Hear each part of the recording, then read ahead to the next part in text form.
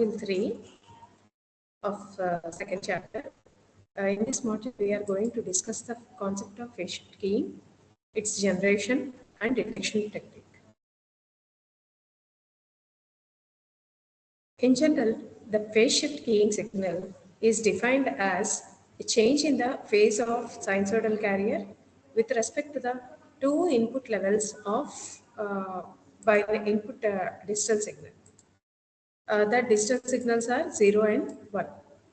By keeping the amplitude and frequency of the carrier as constant, only the phase part of sinusoidal carrier will switch between the two levels of message signal, or here message is digital in nature. Let us assume x of t be the digital signal and c of t be the carrier signal, which is defined as AC cos omega ct.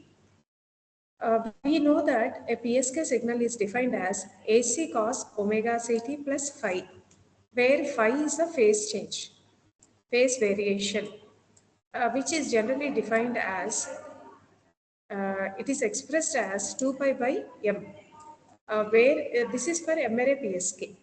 Here we are discussing about the binary phase shift keying technique. So in binary phase shift keying, m value is 2 because 1 bit is transmitted per symbol. 1 bit is transmitted per symbol in binary PSK. 1 bit per symbol. So that's why phase change 5 is 180 degrees. 2 pi by 2, it will be 2 pi by 2, it will be just pi. So we can substitute phi as pi here. So we should remember the PSK signal general expression as AC cos omega ct plus pi. Here we know that for a binary PSK, it is also called as two-array PSK because here only one bit is grouped per symbol. Here n is 1. So once n is 1, m will be 2. So we will have two phase changes. And two phase changes are differed by 180 degrees. So if, for example, if data bit 1 provides a 0 phase shift, then data bit 0 will provide 180 degrees phase shift to the existing waveform. Here in the figure, you can observe that whenever there is a transition from 1 to 0 or 0 to 1, you have a phase change of 180 degrees in the waveform. This is called as binary phase shift keying. We know that the general form, we know the general expression for binary phase shift keying, which is AC cos omega ct plus phi. But here we know that phi value is 0 degree when the data bit is 1. That is, when data bit is 1, there is no phase change. But when the data bit is 0, we have phase change of 180 degrees. So whenever we have transition from 1 to 0 or 0 to 1, we have phase change of 180 degrees. So here phase difference phi is 0 when data bit is 1 and phase phi is 180 degrees when data bit is 0. So that's why we know that cos omega ct plus 0 is just cos omega ct, but cos omega ct plus 180 degrees is minus AC cos omega ct. So we can rewrite this expression as binary phase shift keying AC signal is defined as just plus AC cos omega ct for data bit 1 and minus AC cos omega ct for data bit 0.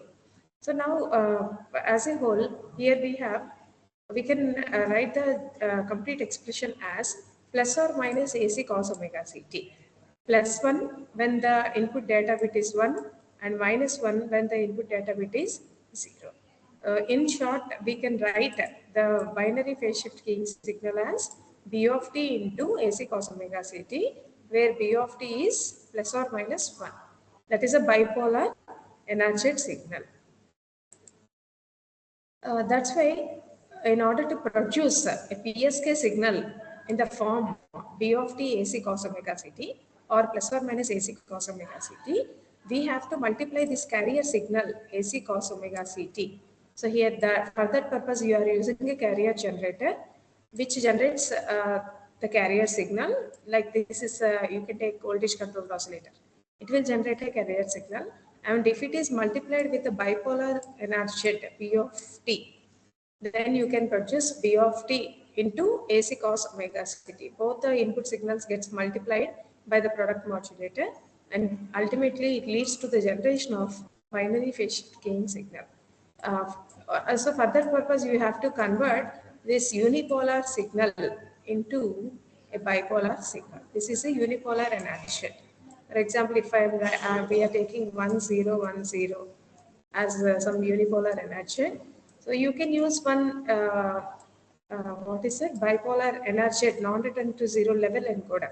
So it is just a simple level encoder which shifts the level so that you will have two amplitude levels. One is +1 and other is -1. +1 when the data bit is 1 and -1 when the data bit is 0. But in unipolar energy, we have only two levels, that is 0 level or 1 level. 1 level when data bit is 1 and 0 level when data bit is 0. So first we are converting unipolar energy into bipolar non-return to 0, and when that bipolar non-return to 0 is multiplied with carrier signal to produce B of t into AC cos omega ct, with B of t equal to +1 when the data bit is 1, -1 when the input data bit is 0. So finally we have generated a PSK signal. The simple generation principle is multiply bipolar energy with carrier signal to produce a PSK signal. But amplitude shifting signal can be generated by just multiplying unipolar with AC cos omega ct. But in order to produce the phase variation, you have to multiply bipolar 2 with the carrier to produce PSK. We have followed the same procedure to calculate the Euclidean distance. Just rewrite this amplitude of carrier in terms of root 2ps, where ps is a power dissipated per symbol. So you can write this as plus or minus root 2ps into cos omega ct. Again, for further simplification, multiply and divide with root 2s to write the expression in the form of symbol energy Es, where Es is the product of power dissipated per symbol and symbol duration Ts. So for that purpose, again we are multiplying and dividing with Ts. So rearranging this, you can write B of t into root Ps Ts into root 2 by Ts cos omega ct. If I take this root 2 by Ts cos omega ct as some one bit energy carrier phi1 of t, and this Ps product of Ps and Ts as symbol energy Es, we can write the expression of binary phase shift gain signal in terms of symbol energy and one bit energy carrier as root Es into phi1 of t when x of t is 1 and minus root Es into phi1 of t when x of t is 0. With this, you can observe the waveforms here. So first we are converting, taking the unipolar energy that is converted to bipolar energy, and this bipolar energy is multiplied with carrier. Just we are multiplying the bipolar energy with carrier to produce the change in the phase of carrier at data bit transitions from 1 to 0. So wherever you have a transition, then you will have a phase shift.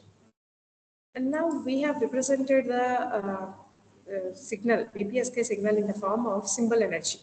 Now let us evaluate the Euclidean distance. Let us take the x-axis as 1 bit energy carrier phi1 of t. And we know that for data bit 1, we have magnitude of symbol energy as root Es.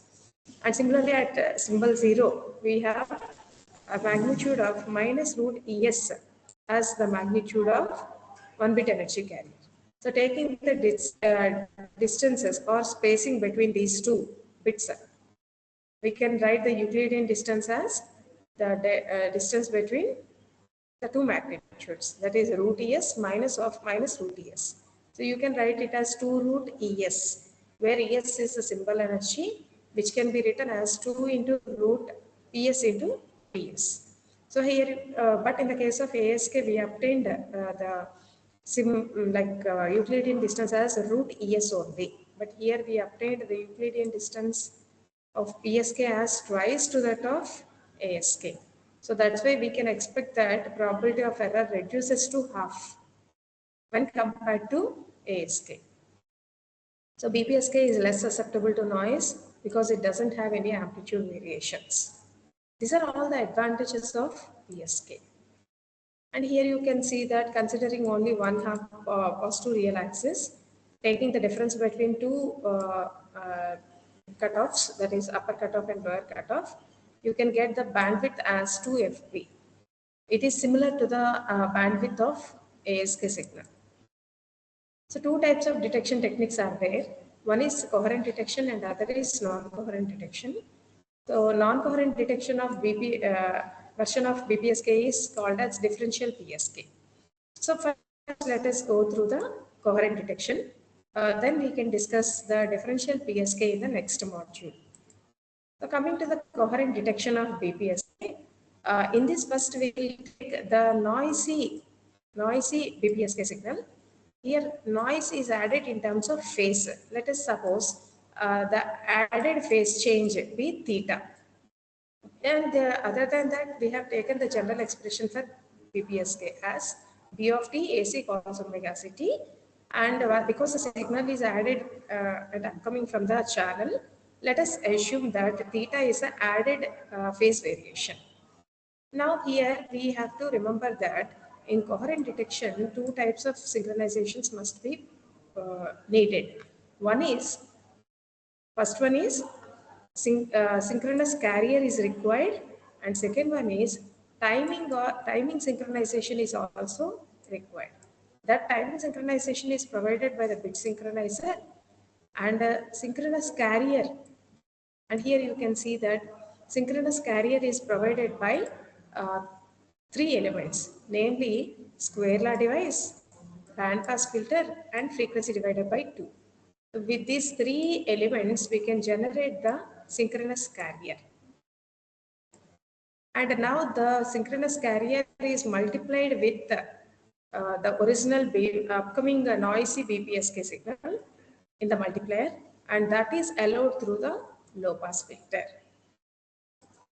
And bit synchronizer is used for timing synchronization. And here you can see two switches S1 and S2. Here at the starting of the bit interval, for example, here the bit interval is from 0 to TB. At the starting of bit interval, switch S1 is closed. So that the earlier integrated data will be set to 0. And during the interval from 0 to TB, both switches are made open. Once both switches are made open, integration of the respective bit is done.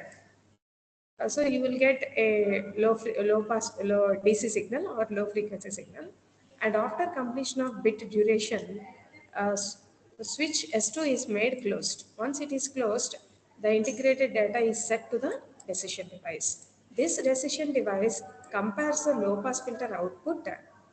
It compares only once the switch S2 is closed. This will be done after completion of bit interval. After completion of bit duration, switch S2 will be closed. So that data is compared with the predefined threshold value. If the upcoming output from low pass filter is greater than the threshold value, the reconstructed data bit is 1. For example, if it is less than or equal to V reference, the data bit is considered as 0.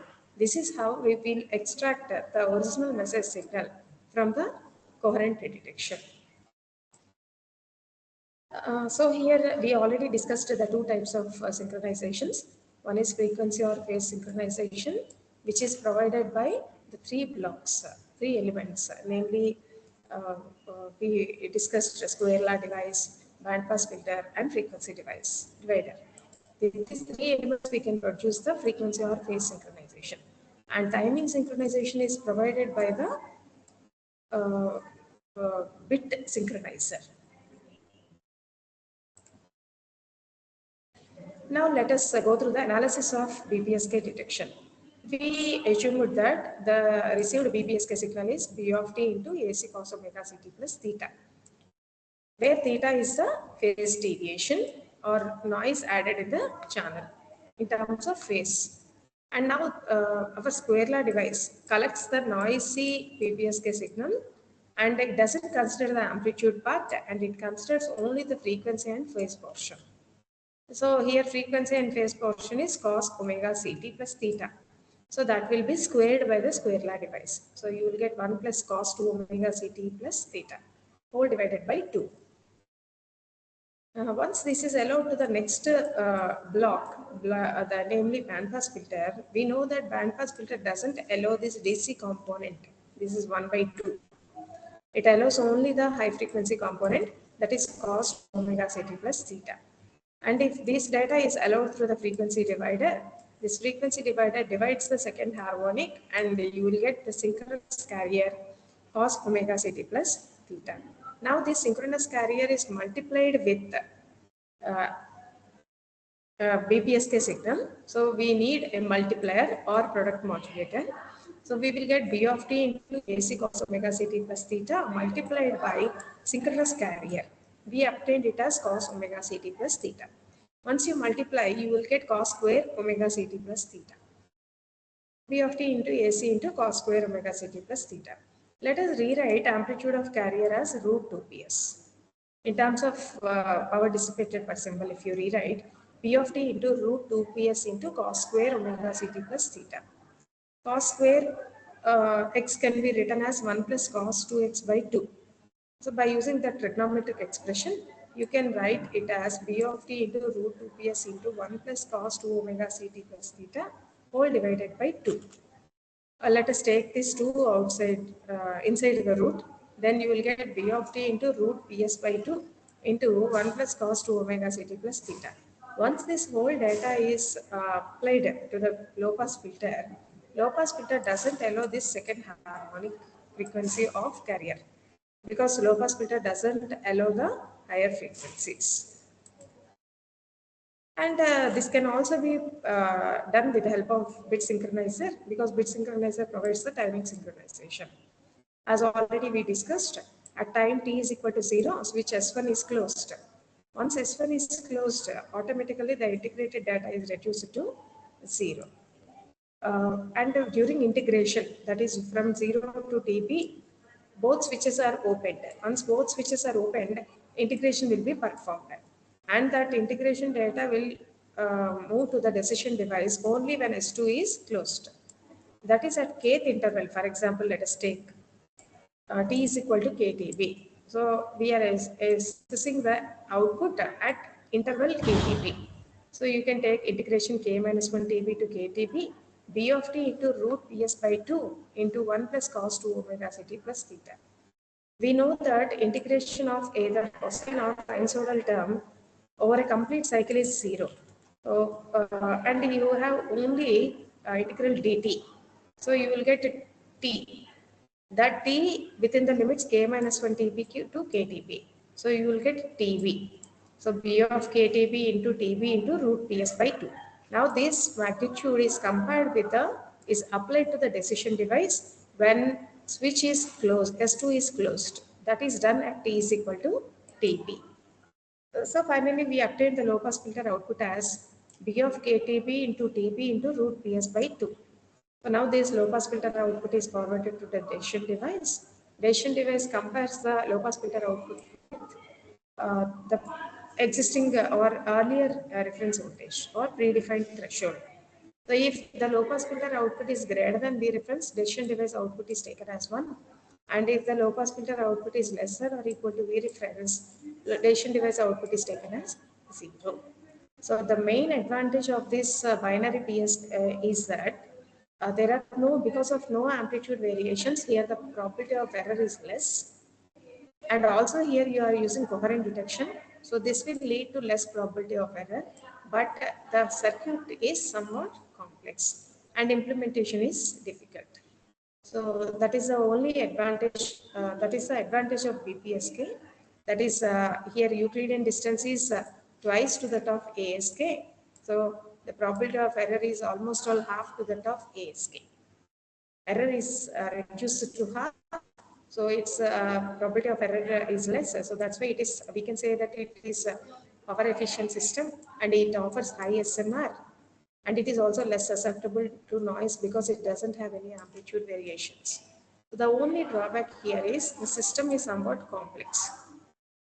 For that purpose, and also we need somewhat higher bandwidth because here bandwidth is 2 FB.